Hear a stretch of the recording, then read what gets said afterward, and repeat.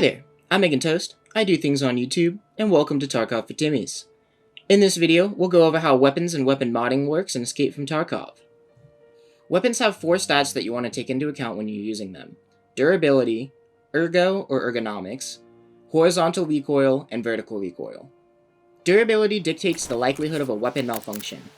A weapon with 100 durability will pretty much never malfunction, while a weapon with 25 durability will constantly malfunction. Ammo does have an impact on how much durability is used per shot. To figure that out, just double click your ammo and see if it has any durability burn. You can repair your weapon and increase its durability by using the traders, or by using a weapon repair kit. If you ever experience a weapon jam or malfunction, you need to first inspect your weapon by pressing the L key, and then press Shift and T at the same time to fix the malfunction. There's a few ways you can know that your weapon has malfunctioned. If you hear the warning sound, your weapon will turn red at your hotbar at the top, and you won't be able to shoot it. There are a few different malfunctions that you can experience, but all of them are fixed in the same exact way. Moving on over to Ergo. Ergo affects how fast your character will aim down sights, how loud that aim down sights is, or an ADS is, and how long it takes for your character to run out of arm stamina while ADS'd. It's going to be a lot easier to hold a pistol on target for a really long time compared to holding a massive Mosin on target for a really long time. Yikes. Moving on to recoil. So there's 2 different recoil stats. You got your horizontal recoil and you got your vertical recoil. Each of which will affect how much recoil you experience or how much the gun bounces around while you're firing it.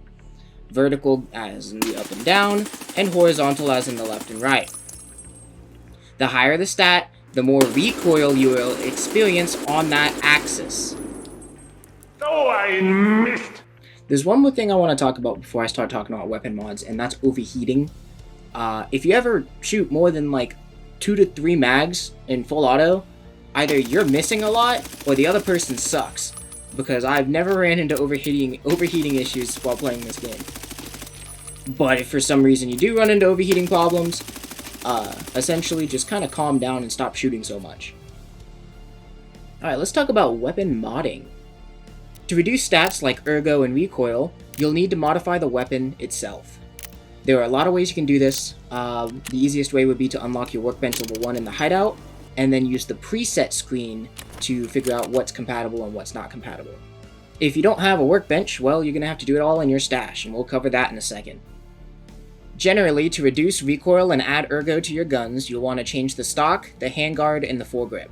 To reduce recoil, add or change your muzzle brake and increase your barrel length. To add more ergo, change the pistol grip or reduce the barrel length and swap around any of the previously mentioned parts to increase your ergo. Sounds simple enough? Alright, let's try it. In the preset screen, grab whatever gun you'd like: AK, M4, SMG, pistol, whatever. If you remember back to the previous screen, all you gotta do is just change the thing that you want for the specific stat that you want to go down. To figure out what box is what, look at the box, follow the line down until you figure out what it's changing. Or, if you're like me, you ignore that and then you just click on the box that you want until you find the thing that you want. If you ever just don't feel like making your own build, or you just want to run the same thing because it has low stats, all you gotta do is just look up like meta M4, meta AKM, meta whatever gun you're using. Someone will have a build out there that you can just rip and steal and use over and over and over. Now, if you don't have workbench level 1, you're going to have to do all your modding in your stash. To do this, it's a lot different. So, let's say we want to put these 2 onto this AK VPO right here. In order to do that, well, we're going to have to fiddle around with the actual gun's menu. Double-click the gun and open up its menu. For the pistol grip, we'll have to remove the one that's currently on and put the one that we want onto the gun. For the sight, we're going to need to add a different receiver. And in order to do that, you right-click the gun, click on Linked Search, and it'll bring you to the flea market menu. If you are not level 15, you don't have access to everything, so you'll just have to hope that the trader has what you want. For us, we're looking for receivers and slides under Vital Parts. On the left-hand side right there, grab yourself whatever item you can purchase for whatever you're trying to do. For us, it's the Bastion dust cover from Skier. We're gonna buy that. And then we'll head back over to our stash. We need to take off the previous dust cover, or receiver, whatever you want to call it, and then put on the dust cover or receiver that we just bought. This one has a rail on it, so that way we can mount our sight. In the instance that you go to put your Bastion dust cover on your AK, and it doesn't go on, it's because you have a rear sight on the gun. You're going to have to remove the rear sight to put the Bastion dust cover on. From here, we can just put on our sights, and there we go.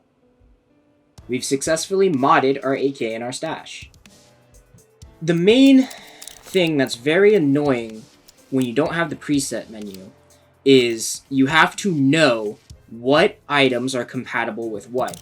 What items need to link search in order to get the thing that you want. So, for example, for the AK, if you want to change your handguard, you have to link search the gas tube. You can't link search the gun itself because the gun itself is not the thing that attaches to the handguard. The gas tube does. So once you've link searched the gas tube, then you have to grab the handguard that you want and then link search the handguard to make sure that your foregrip is compatible with that handguard. And all of this can be avoided by just using the preset screen. Or, if you're old school like me, you just figure out what's compatible with what, and you just know.